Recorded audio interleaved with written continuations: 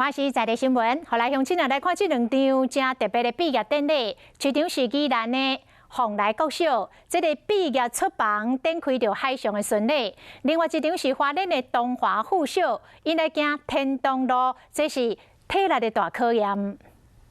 来，过。爬过街，因山房啊，开身躯拢是着赶忙愈爬愈输气，想要领到毕业证书。花莲东华附小学生都要经过真济关卡。大概10个站。1楼到3楼爱走5抓，步步高升，手的椅仔袂输是公营的分钟。上准者出手，运命结合伫家己的手中考验专注力。后一关是哪跳绳啊，哪走完100公尺，这嘛无简单。有，没事，起头难，加油。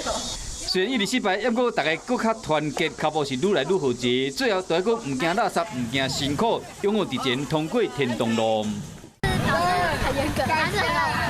有一个同事是陆战队退伍的，所以这里的布置、低盼网还有枪炮声都是他都弄好，钢盔也准备好了。坐船出海享受日头甲大海，学校离海敢若2公里的宜兰丰来国小，透过海上巡礼，互囡仔真正会使了解海洋生态。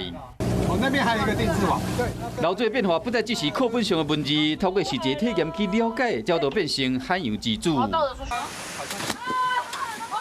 跳落水代表正式的体验，嘛希望讲这囡仔会使更加爱这片土地甲大海。